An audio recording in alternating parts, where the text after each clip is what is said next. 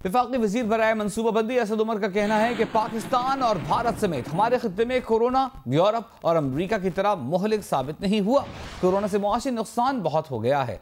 उन्होंने कहा कि हमें अमरीका और दूसरे मुल्कों को नहीं बल्कि अपने हालात को देखकर फैसले करना होंगे। National command and operation centre में ब्रीफिंग में उनका कहना था कि कोरोना से अमवात को सिफर तक लाने के लिए दरकार इकदामात मुआशी जिंदगी के लिए बहुत मुहलिक होंगे।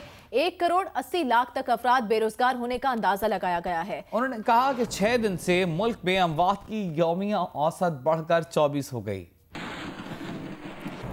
पाकिस्तान में मजीद 989 अफराद कोरोना का शिकार, मरीजों की तादाद 19,466 और इंतकाल करने वालों की मजमूई तादाद 448 हो गई। वज़ीर आला सिंध का कहना है सूबे में 7,465 कोरोना केसेस रिपोर्ट हो चुके हैं। कराची में सबसे ज्यादा 67 केसेस जिला शर्की में रिपोर्ट किए गए। जिला वस्ती में 45, कोरंगी में 21, मलीर में 15, जिला जनूबी में 55 और जिला गरबी में 28 कोरोना केसेस सामने आए।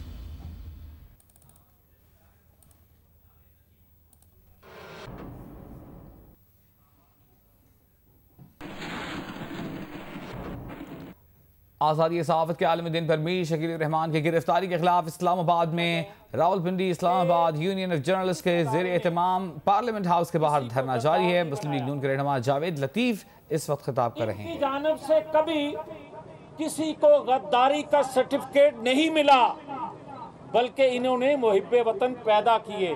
हाँ, ये जरूर है कि सच बोलने पर इन पर गद्दारी के पर्चे जरूर FIR जरूर हुई, मगर जिन पर गद्दारी की FIR होती हैं वो हमेशा सुरखरू होते हैं और इल्जाम लगाने वाले पाबंदे सलासिल होते हैं। शुक्रिया, बहुत शुक्रिया। आज़ादी सहाफ़त के आलमी दिन के मौके पर मीर शकील रहमान की गिरफ्तारी के खिलाफ एहतजाज जारी था और मुस्लिम लीग नून के रहनुमा जावेद लतीफ़ गुफ्तगू कर रहे थे।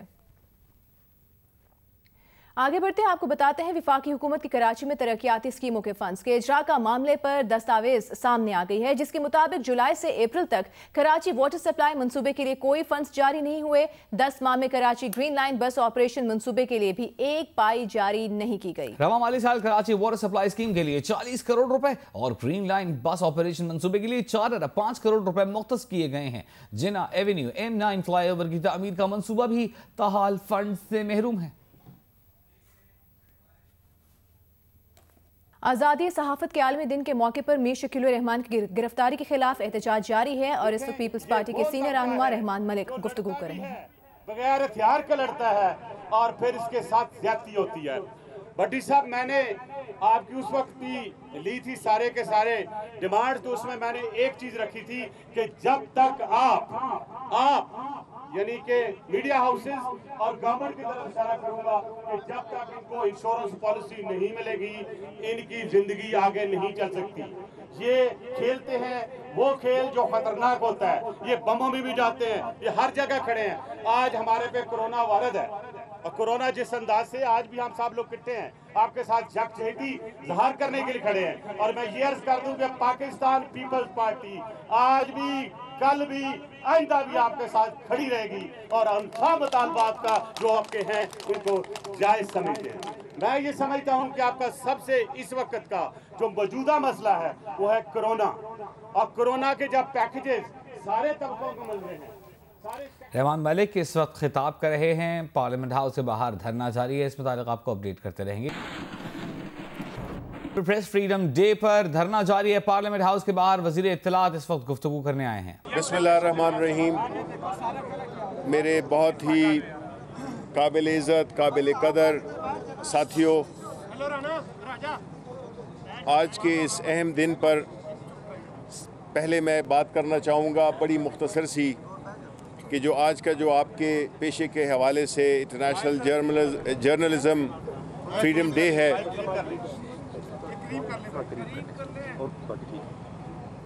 उसके लिहाज से मैं आपको ये कहना चाहूँगा कि ये बेजा नहीं होगा कि हम अपने आपके उन पेशराओं की बात करें, उन कुर्बानियों का, उस जद्दोजहद का जो उन्होंने अपनी कुर्बानियों के, अपनी मेहनत, मुसीबतें, हर किस्म की मुसीबतों से वो गुज़रे और आपको एक जो मशल है वो आपके हवाले की, क्योंकि जिस कदर ये मुक़द्दस पेशा है बदकिस्मती से हमेशा उसको वो मकाम नहीं मिला जो उसको मिलना चाहिए। आपके जितने भी साथी थे और जो साथी हैं, जो मुख्तलिफ हर किस्म के हालात में, वो चाहे पाकिस्तान का मसला हो या कोई इंटरनेशनल मसला हो, कश्मीर का मसला हो, अवामी हुकूक का मसला हो, सियासी जद्दोजहद का मसला हो, कोई भी मसला हो, तो उसमें जो सबसे हरावल दस्ता वो आप सहाफ़ी भाई होते हैं। आप में से अक्सर ये जानते हैं कि मेरा ताल्लुक़ एक ऐसे ख़ानदान से, मेरे वालिद साहब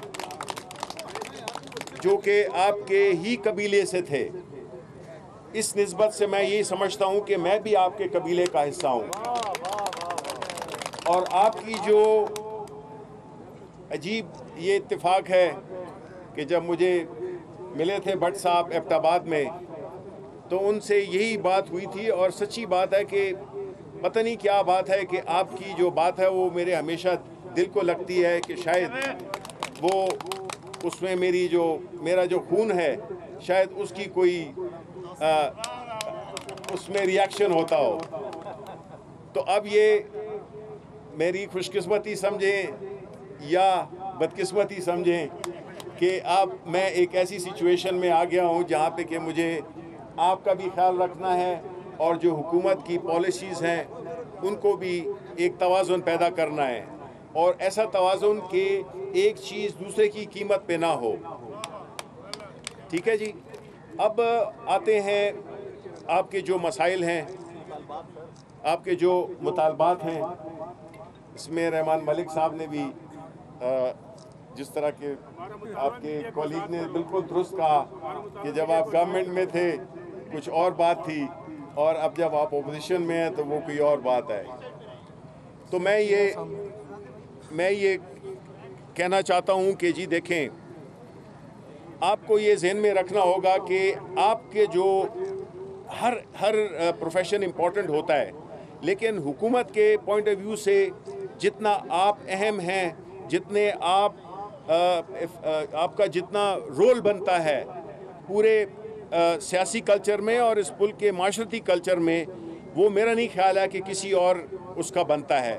जो कोरोना के जिसमें हम मुब्तला हैं, उसमें आप लोगों का किरदार काबिल फ़ख्र रहा है। जिस तरह से आप लोग फ्रंट लाइन पे हमारे डॉक्टर, नर्सेज, मेडिकल से रिलेटेड जितना भी लोग हैं, वो उसकी पूरी कौम बहुत कदर की निगाह से देखती है आपको। दूसरी बात कि आपके जो मुतालबात हैं, मैं आपको एक बात ज़रूर कहना चाहूँगा कि कुछ तकरीरों से मुझे ये भी अंदाज़ा हुआ कि तासुर ये मिला कि शायद हुकूमत बहुत सख्त दिली से काम ले रही है। देखें, मैं यहाँ पे आपको ये ज़रूर मेंशन कराना चाहूँगा कि अगर प्राइम मिनिस्टर इमरान खान और माजी की हुकूमतों में जो फ़र्क रहा है वो ये है कि इमरान खान के जो दिल से जो उनकी हमदर्दी है उस तबके के साथ, हर उस तबका जो कि कमज़ोर हो, आप कमज़ोर तो नहीं हैं माशाल्लाह, आप तो बड़े ताकतवर लोग हैं, लेकिन मुआशी तौर पे जिन तबकात के लिए वो काम कर रहे हैं कि हमारे जो कुछ लोग हैं, कुछ सियासी पार्टियाँ हैं जो इसको क्रिटिसाइज़ भी करती हैं, बिकॉज़ ये पहली दफ़ा एक ऐसा प्राइम मिनिस्टर आया है जो कि उस तबके के साथ खड़ा हुआ है जो कि सबसे मुआशी तौर पे जिनको मुश्किलात हैं। जितने भी प्रोग्राम्स किए हैं, एहसास प्रोग्राम या और जितने भी प्रोग्राम्स किए हैं, उनकी जो सोच का महवर है वो तबका है जो कि मुआशी तौर पे और समाजी तौर पे जो है मुश्किलात में है। अब जो हमारी जर्नलिस्ट कम्युनिटी है, जाहिर है कि उसमें बड़ा एक तलातुम सा रहा है ताल्लुकात में और माहौल में। अब मुझे अगर प्राइम मिनिस्टर साहब ने ये एजाज़ बख्शा है और मुझे ये ज़िम्मेदारी दी है, तो मेरा सबसे अहम काम यही होगा कि नंबर 1, मैं आपकी वेलफेयर के लिए आपका सबसे आगे खड़ा हुआ वकील हूँगा। जज नहीं हूँगा, मैं वकील हूँगा आपका। ठीक है।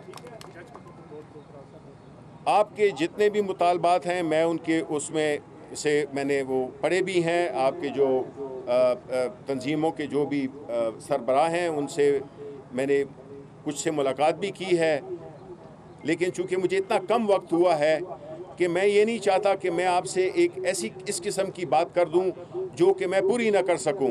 मैं सिर्फ जो आज आने का मेरा जो मकसद था, एक तो ये था कि आपके साथ इजहार यकजहती करना, नंबर 2 कि आपके मसाइल को पूरी तरह समझना, उनसे रिलेट करना, उसको अंडरस्टैंड करना।